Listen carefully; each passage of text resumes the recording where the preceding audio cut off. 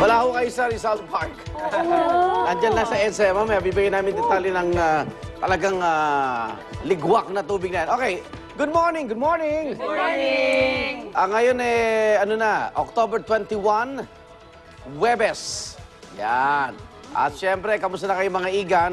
Kami okay naman. Siyempre, kamustahan tayo sa umaga, di ba?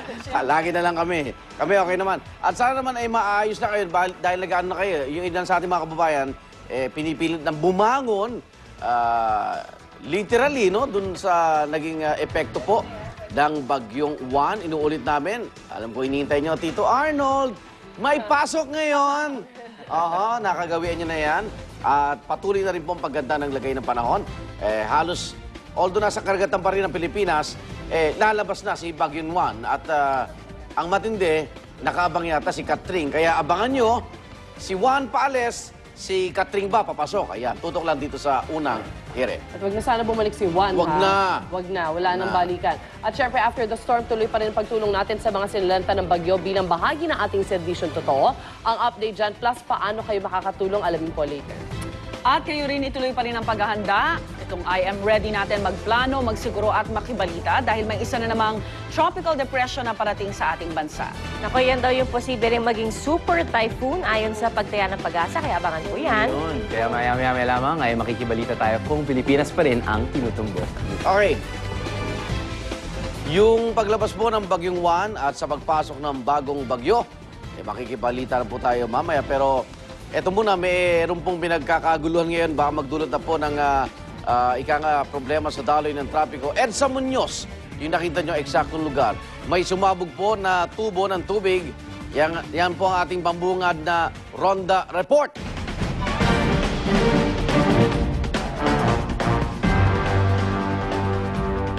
Okay, ngayon po yung bahagi ng EDSA na yan, patungong Balintawak, no? Panorte. Pero hindi dahil po sa bagyo sa ulan, kundi dahil sa isang malaking sirang tubo. Ang detalye ng balita ay atin sa atin live ni Oscar Oida. Oscar!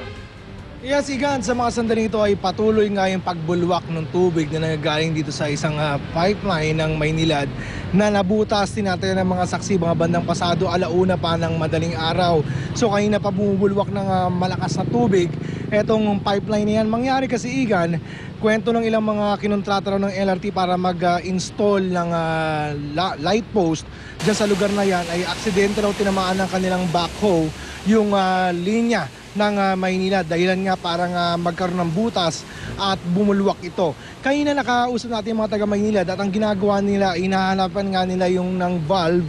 Etong pipeline na ito parang mahinaan yung bulwak ng tubig nang sa ganun masimulan na nila yung repair. Pero hanggang sa huli na silang mamataan ay hindi pa rin nila nakikita yung valve na magpapahina sa tubig. May option naman daw sila, Iga, na simulan yung repair habang kahit bumubulwak pa yung tubig. Nang sa ganun mahinaan na ito bago pa magliwanag kung kailan nga inaasahan marami ng sasakyan ang dadaan dito sa bahaging ito ng EDSA, particular dito sa Apolonio Samson Road. Sa mga sandito, Igan, ay medyo marami-rami na rin nga etong mga dumadaan dito mga sakyan. Kaya na nga, meron pang taxi na na-aksidente. Mangyari ay napatingin daw dun sa bumubulwak na tubig. Mala fountain nga naman yung itsura. At doon na nga nagkaroon daw ng aksidente dahil sa pag-uusyos sa lugar. Sa mga sandaling ito, patuloy na nangyayaring sitwasyon, bumabagal yung mga sakyan. Pagsapit dito sa bahaging ito ng EDSA, may mga sumusulyap, may iba nagugulat. At yun nga, medyo delikado dahil madulas itong bahaging ito ng EDSA. So sa mga kapuso natin na nanonood sa kanilang mga bahay at dadaan pa lamang dito sa bahaging ito ng EDSA, na dadaanan naman po. Pero konting ingat lang po sa pagdaan dito. Igan?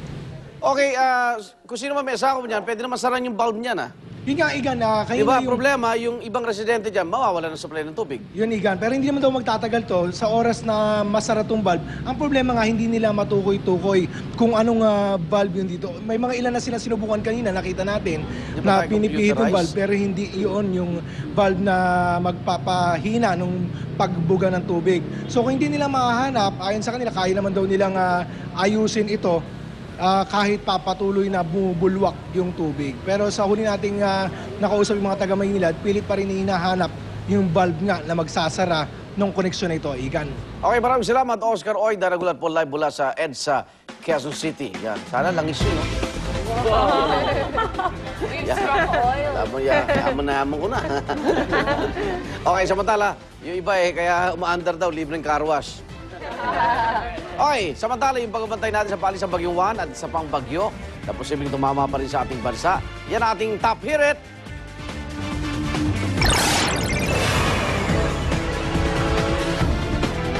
At narito po, latest sa ating lagay ng panahon mula mismo sa Pag-asa. Nakabantay pa rin doon si Tricia Zafra. Tricia, anong bagong balita dyan? Igan, lumabas na sa Philippine Area of Responsibility itong si Bagyong Juan at alas 4 nga na madaling araw ngayon. Huli itong namataan ng Pag-asa sa South China Sea sa layong 300 kilometro west-northwest o hilagang kanluran ng Lawag City.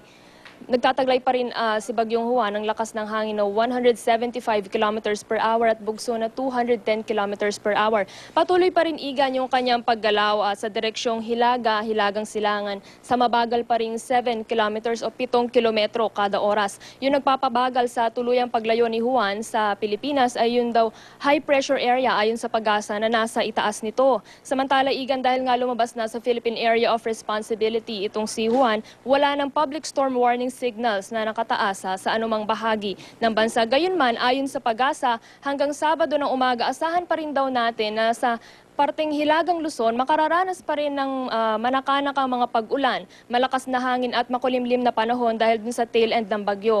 Samantala, Igan, habang patuloy na lumalayo na nga sa Pilipinas, itong si Bagyong Juan at pumupunta na sa bansang China, may isa namang tropical depression napapalapit sa atin. Pero ayon sa Pag-asa, masyado pa raw itong malayo. Huli itong namataan alas 4 rin na madaling araw ngayong umaga sa layong 2,400 kilometers mula sa Silangan o Eastern Luzon, at gumagalaw ito sa bilis na 17 kilometers per hour. Mula naman sa Philippine Area of Responsibility, Igan, yung tropical depression na yan ay nasa layong 1,100 kilometers pa. Pero ayon sa Pag-asa, kung hindi magbabago yung direksyon ng bagyo na yan na papuntang kanluran, papalapit sa